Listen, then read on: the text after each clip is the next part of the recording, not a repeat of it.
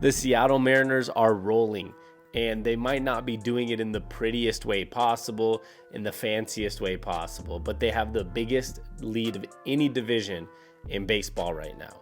8.5 games above the Rangers, and the Rangers look like they're about to lose to the Mets during this recording, and that will make it a 9-game lead in the division in June. We haven't led like this or led the division at this time of the year of this many games since the 2001 season, where we broke the record for the best record of all time. It has been nearly 23-ish years, whatever the math is, that the Mariners haven't had this type of lead. And like I said, it hasn't been perfect. We don't have an MVP candidate. We don't even have somebody that's leading in the All-Star ballots positionally. Now, pitching-wise, obviously, we'll get to that in a minute because we have 5 starting pitchers who are all worthy of potentially being all-star caliber, with the exception of Brian Wu, who's only pitched, I think, like 5-6 games now, but he is at a 1-something ERA. So if he had done this all year, yes, he'd be also a all-star caliber pitcher. But to the bats, I mean, you look at our roster, and you would think that if we were 9 games above in the division and 12, 13 games above 500 at this point, if I told you that before the season, you would have assumed that Mitch Garver's raking, Jorge Polanco's on fire, Julio's on fire. Somebody has just busted open out of the gates and been completely different for us this year. But that hasn't been the case. Julio, I believe, is batting .267, while I think the next closest is Rojas at .266. Nothing crazy. Polanco's been out for quite some time right now, and he was batting below 200 for a while. Mitch Garver, I think, still is batting below 200 or right at 200. The offseason acquisitions have not come to life outside of Luke Raley, who's been really good, and he's kind of got his permanent spot in the outfield with Julio. But we've mixed in Mitch Haniger and Dominic Canzone. Neither one is popping off.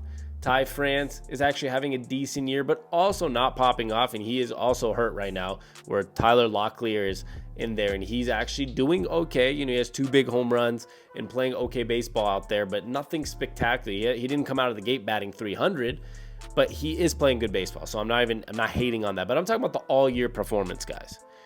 It feels like the classic Mariners recently, where you had brought in guys like Colton Wong and Teoscar Hernandez and all these guys, and they weren't exactly what they were in the past or at different places. That's what's happening with Garver and Polanco and a lot of the pieces we brought in, but it still does not matter. They are finding ways to be clutch. They win games in the 7th, 8th, and 9th inning by the pitching staff allowing 1 or 2 runs, and the Mariners coming in big in the 7th or 8th inning with clutch hits, clutch homers, Cal Raleigh, multiple walk-off or go-ahead hits and home runs, and finding ways to win baseball games. So, yeah, they're clutch and they're good when it matters. And there's not much you can complain about when your team's doing that. And once again, obviously a lot goes to the pitching, and I'll get to the pitching in a second. But you can't really look at the numbers for these guys or the statistics. You go look at the bats for the Astros, who are 3rd in the division right now. I think they're going to be tied with the Rangers, 9 games back right now. Their bats are fine. Kyle Tucker's great. Altuve's still great. Yordan Alvarez is still great. Pena's having a better year this year. They are a really, really good baseball team. And you can't say the same thing about the Mariners bats. But somehow it's working. You have guys that are starting to catch strides. I mean, you know, JP's not having a year like he did last year. Julio had a slow start like he did last year, but he's kind of figured it out now. But this team is living off of, you know, the pitching giving up a run or two, and then all of a sudden having a situation where the bats come in the 7th, 8th, or 9th inning, getting a clutch hit, getting a big moment, getting a big opportunity, and making it work with good base running, with good, you know, at-bats, with being patient, with some luck mixed in.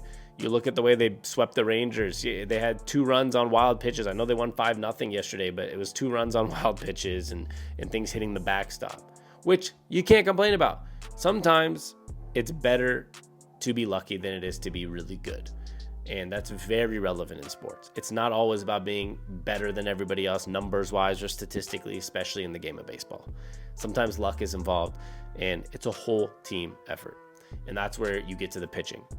Castillo, Gilbert, Kirby, Wu, Miller. There's not a better 5-some in baseball. There might not be a better 4 or 3 top-headed guys in baseball. They are all all-star level You know, Castillo's still like 4th in Cy Young odds, which he's probably not even our best pitcher this year, but he's still up there. There is nothing a lot of teams can do when you go face those 3 or 4 guys in a row in a series. They can't get hits. You can't get runs. You got guys like Corey Seager's like 0 for 22 or 0 for 23 against the Mariners this season. There's nothing teams can do. And when you have that and you give your bats an opportunity to, yeah, okay, cool, we struck out 12 against a good starter, but then the bullpen comes in and that team's bullpen's a little shaky. Our bats are coming through, and it really was helpful that our pitcher gave up a run or 2 max. And that's how the Mariners are winning, and they sit here in a very unique spot. 9 games above Texas in the division after this Texas loss today. And this is the best situation we've been in 23 years. So despite some negativity with this team, or if you were looking at this on paper, is this sustainable or is it perfect the way we expect it to be? Absolutely not. But you can't ask for more for the situation the Seattle Mariners are in. Winning baseball games, winning series, and continuing to find ways to be good when it matters or lucky when it matters. Doesn't matter which one it is. It's just happening. They have a huge 3-game set against the Cleveland Guardians, who are 40-something and 20-something. They're a very good baseball team. They're even a little bit better than the Mariners. I saw in MLB's power rankings, I think the Mariners were 5th and the Guardians 6th. In Fox's power rankings, it was the Guardians 5th, the Mariners 6th. They're both top 5 to 7 teams in baseball right now, only behind teams like the Dodgers, Yankees, Phillies type of teams. Out in the Orioles, of course. Outside of those 4, the Mariners and Guardians are probably those next 2 up at the 5th and 6th spot in baseball. They face off, and we'll find out how good this Mariners team is and how resilient they are on the road in Cleveland against a team that's maybe a little bit better, maybe the same level, but it's a different territory on the road, not at home. And we're still not fully healthy. Polanco's not playing, Ty France is not playing, and somehow we're still out there finding ways to win games. Now, the biggest thing for me is what we're going to find out here in the near future, late June, early July. If Polanco comes back and isn't a 190 hitter and he's a 240 hitter, get back to some career averages here, or even slightly below career averages. This team can be very, very dangerous, especially with having guys that come in and do decently when they're platooning, like Ryan Bliss on the base pads and Tyler Locklear, showing that, maybe Ty France is going to take his spot, but take a spot back, but doesn't mean he is going to completely lose a job potentially. He's going to come in good spots. Dylan Moore does it all the time. There are a lot of guys on this team that can come in spots on the pitching side, on the batting side, and do okay. We saw it with the pitching this week.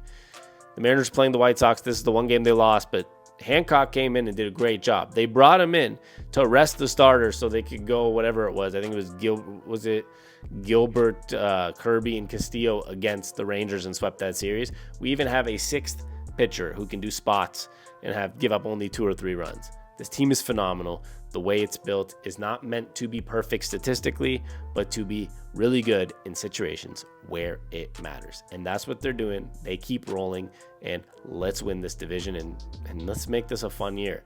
Maybe finally, this is our year. Like and subscribe if you enjoy Seattle sports content. I love y'all, and we'll be back next time. I'm Sammy on Tap. You can find my channel, Seahawks, NBA, NFL. I do all of it down below in the links in the description. I love y'all. Peace.